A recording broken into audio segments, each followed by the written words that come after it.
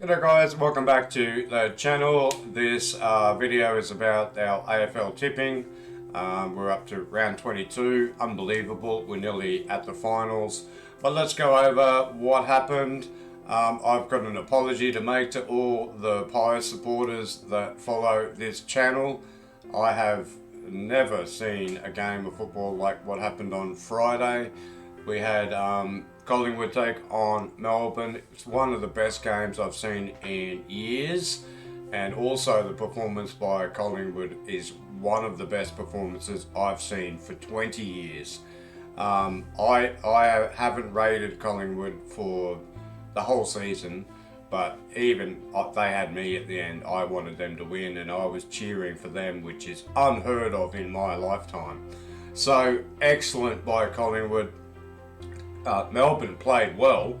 There was nothing wrong with what Melbourne did. Melbourne would have blown away any other team, but Collingwood were tackling and chasing and hungry. I haven't, like I said, that's probably the best performance by any team all season and for a lot of seasons. I haven't seen that sort of play for a long time. So well done to Collingwood, an amazing win.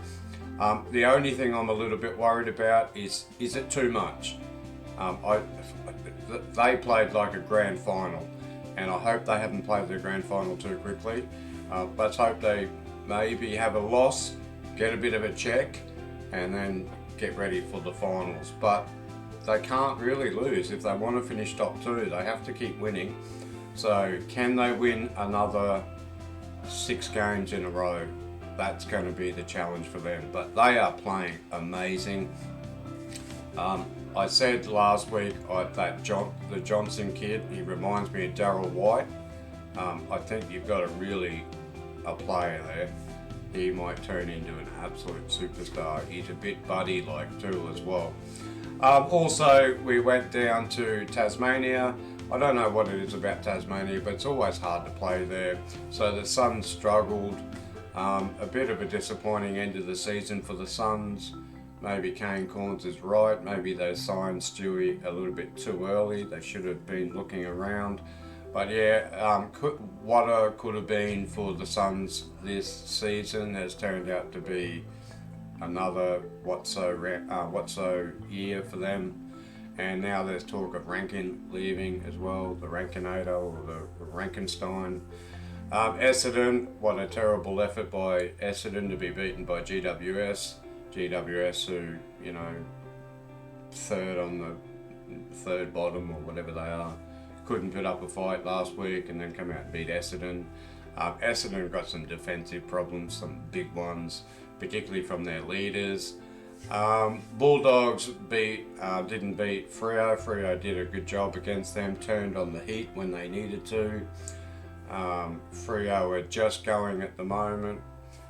Bulldogs are going to struggle to make the 8 now. They needed to win that one. Geelong were just too good for St Kilda. St Kilda are on the also round list as well, but again, just turn it on when they need, put into another gear. And another great effort by Richmond. I'm going to have to redo my 10 top players at the moment. I'm going to have to put Shea Bolton in. He is just a superstar. He can do everything. Kick goals on the run, take massive marks, tap on, play. He's like a forward, but he's like a Charlie Cameron. He's also a midfielder, a wingman. Shea Bolton is absolutely amazing. So you probably look at my tips and go, oh, they're all red. I'm just trying to catch up, but I definitely picked Melbourne. I thought Melbourne would have bounced back. So Collingwood, well done Collingwood. And these ones I'm just trying to catch up with 2 rounds to go.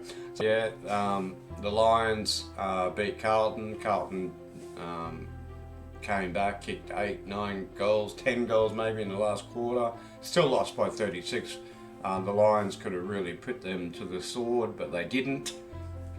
One of the things that I don't like about Fagan is that when you're in front, he goes conservative instead of keep playing the game. And then we watched Josh Kennedy kick 8 in his last game. which was great to see for an older player that we all love. Even though he plays for West Coast, we all love that stuttering run-up. But unfortunately, there's another Josh Kennedy who's done his calf or his hamstring, or tore the hamstring off his left leg this time. So maybe we mightn't see him again too. So good news for one Josh Kennedy, bad news for another Josh Kennedy at Sydney, which is a shame. Hopefully he can get back so we can watch him in his last game as well, because he's been an absolute superstar at the Swans. So let's go on to our tipping for this week. Like I said, Lions should easily clean up St Kilda. St Kilda have had an also round. They have to beat us to have any hope to get into the 8. I can't see it, even though it is at Marvel and Lions are a bit iffy. But we did get back Zorks, we got back Rich, and some of Rich's kicks were unbelievable during the game against Carlton. And we've got Kitty back as well. He's got a beautiful kick as well. So those three back into our running off halfback, they help us immeasurably. So Lions to win by 30, 28 points. Bulldogs to beat the Giants, but who knows? Who knows with the Giants? Maybe, that little pep talk they got last week about who's checked out, who's not checked out. Hard to see, but anyway, Bulldogs not going to really affect anyone. Adelaide against North Melbourne. North Melbourne, even though they're looking like they're going to get Clarkson, Adelaide should beat North Melbourne. Like I said, Adelaide always try. They never give up. Geelong will just murder the Suns at Metricon. Geelong just have such a strong team at the moment, and I can't see any problems there.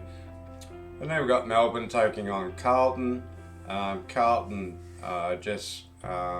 their forward lines, you put a bit of pressure on it. It's not working the way that it should be.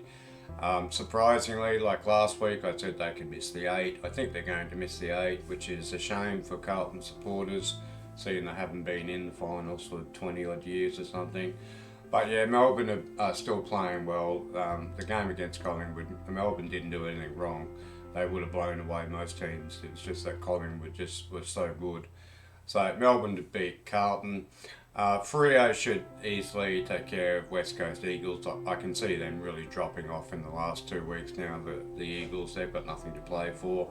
Freo's got everything to play for, so particularly percentage.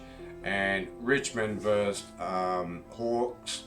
Okay, Richmond, I don't want to play them. I don't want to finish 5th or 6th and play them in the first week of the finals, because they're such a dangerous team. They really got themselves going again. Like I said, Shea Bolton is just an unbelievable player. Nankervis is playing well. They're all just popping up when they need to. Their pressure is high level, and yeah, so I don't want to play Richmond, but Richmond to beat Hawthorn.